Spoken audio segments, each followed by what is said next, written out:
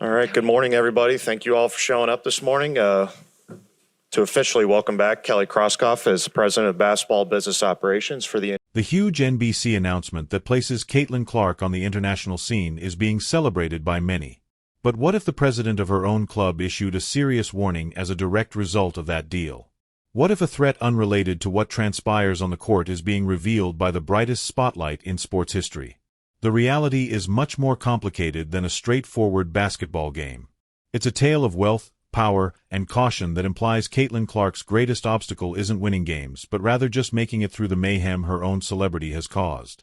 Not only was the recent NBC contract a victory, but it also served as a warning that things were going to get out of hand and ignited a conflict that had been simmering since she was drafted. The sports world was shocked by the news of the new documentary series Full Court Press, not only because of its existence but also because of its enormous scope.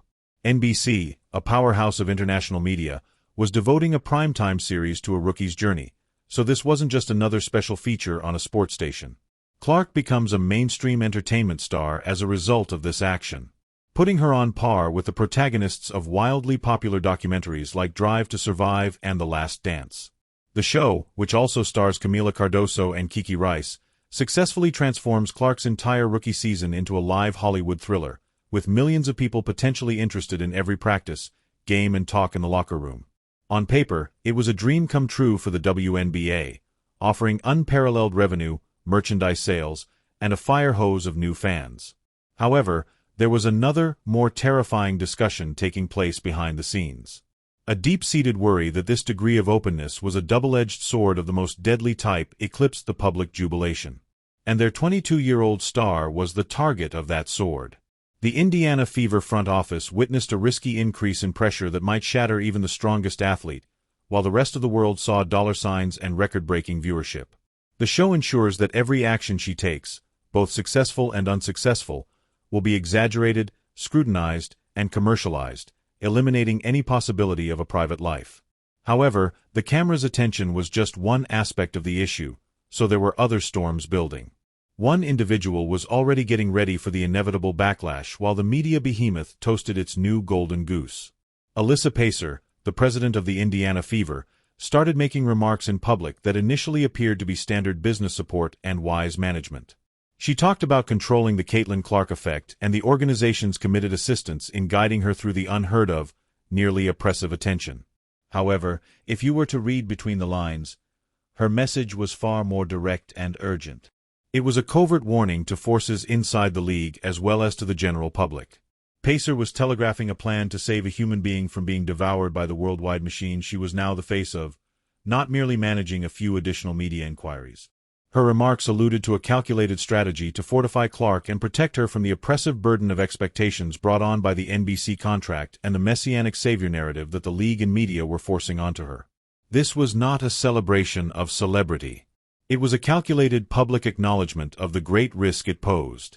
The organization was aware that with this degree of notoriety and the amount of money at stake, rivals would start to emerge not only in rival boardrooms and the media but also on the basketball court, where Clark should have felt most secure. That warning quickly turned into a harsh physical reality. The front desk's veiled warning quickly became a harsh, indisputable reality on the court. The pressure was now a tangible force rather than merely an idea. It didn't take long to realize that this was more than just playing strong defense against a gifted rookie.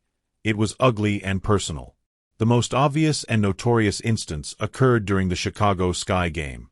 Clark was knocked to the ground by Chennedy Carter's nasty off-ball hip check, which went viral and sparked an intense national debate. The play wasn't about basketball. It was a cheap shot taken away from the action with a clear message. Perhaps much more terrible than the foul itself was the referee's first response. Treating it as casual contact, they failed to notice it. The league received a chilling signal when there was no prompt enhanced call. The officials were not going to defend Caitlin Clark. She was on her own. This was not a singular occurrence. Clark has encountered a degree of physicality in every game that goes well beyond what is customary for rookies. In ways that feel more like a deliberate campaign of intimidation than a straightforward welcome to the league, she has been knocked down, shoved, teased, and violently screened. The on-court conflict was the actual expression of what Alyssa Pacer appeared to be warning about, from Jonai Carrington's taunting to opponents' constant bodying. Pressure was no longer simply psychological.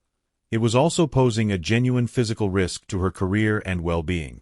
And those in power, the same league that benefited from her presence, appeared to be ignoring it, happy to let the drama play out for views and clicks. And what transpired next would demonstrate that this was much more than a few resentful rogue players. Furthermore, the startling physical violence on the court wasn't isolated incidents or the result of a few players losing their composure. It was a sign of a more serious, hazardous problem that was developing in the background. Caitlin Clark's mere presence seemed to split a league. In the sports media, the murmurs of veteran discontent soon became a deafening clamor. Speaking out, pundits, experts, and former players revealed that a number of WNBA veterans felt profoundly humiliated by the deluge of media praise, attention, and endorsements bestowed onto a single rookie. They believed that the new, flashy thing that attracted casual fans who were unaware of the league's past was entirely overshadowing their years of arduous labor and playing in relative obscurity to establish the league from the ground up. Some attempted to write it off as typical rookie hazing or a rite of passage, but the public remarks, the on-court behavior, and the outright hatred felt different and more intimate. The story that Clark was being singled out by envious veterans gained traction, depicting a locker room attitude that was more antagonistic and exclusive than friendly. The pre-draft statement made by legendary player Diana Taurasi that reality is approaching for Clark was interpreted as a premonition and an old guard proclamation of intent. This internal struggle gave Clark's predicament a dangerous new dimension. She was now negotiating a complicated, emotionally charged political environment within her own league rather than just battling opponents on the court. A league that appeared to be deeply conflicted about whether to praise her as its savior or punish her as an intruder. If the rumors in the locker room and the aggressive behavior on the court were a silent signal about her status in the league, Team USA's choice was a public execution of her imagined authority. The entire sports world was completely shocked to learn that Caitlin Clark had been left off the 12-person team for the Olympics in Paris. By all accounts, the choice was breathtaking and quite unexplainable. This was the world's most well-known and significant basketball player, regardless of gender.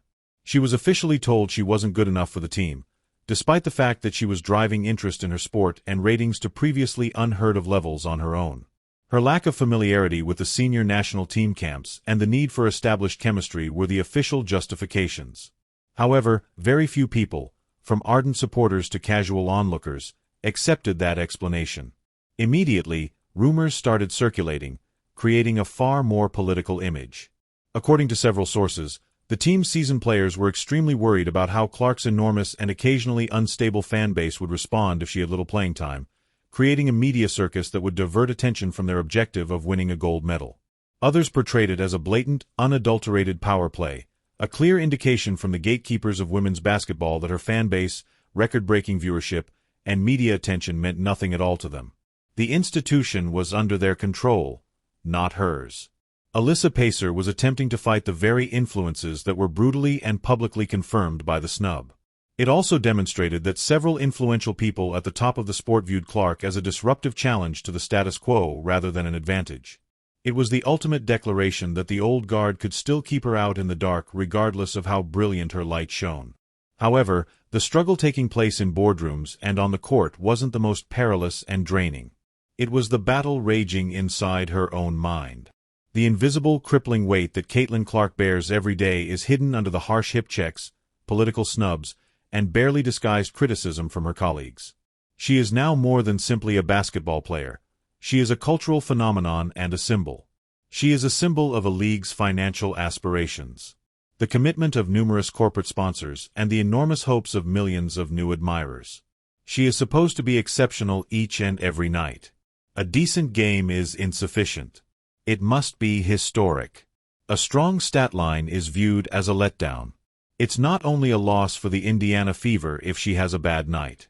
The topic of whether she is overrated or whether the fanfare was a mistake is raised in a national headline. This is what Alyssa Pacer's warning was really about, the invisible fight, the never-ending mental grind. It takes nearly superhuman psychological strength to endure that degree of microscopic scrutiny. No female athlete, and maybe no athlete other than a teenage LeBron James, has ever lived under such scrutiny as she does. The pressure to lead by example, expand the league, and never make a mistake, on or off the court. A 22-year-old in her maiden professional season could be easily crushed by this oppressive weight. The most pernicious danger of all is this psychological warfare, which she must finally fight all by herself long after the arenas have closed and the cameras have been turned off. It is persistent and unavoidable. And there is one unavoidable factor at the center of all this pressure, jealousy, and danger. A staggering, unparalleled sum of money. You have to follow the money if you want to really comprehend the seriousness of the Fever president's warning. The Caitlin Clark effect is more than just a catchphrase used in the media. It's a financial tsunami that has drastically changed the WNBA's financial situation in a matter of months. To handle the incredible, overwhelming demand for tickets, teams are shifting their home games against the Fever from their usual arenas to far larger NBA stadiums. Thousands of more seats were sold in minutes in places like Atlanta, Las Vegas, and Washington, D.C. On the secondary market, ticket prices have increased dramatically, sometimes by more than 1,000%. Make a WNBA game the most sought-after event in the community. Her number 22 shirt sold out online in an hour, making it the best-selling jersey for any draft pick in sports history. With networks like ESPN, CBS, and now NBC vying for a piece of the action, signing new contracts, and allocating more airtime than ever before, WNBA game viewership is breaking all prior records.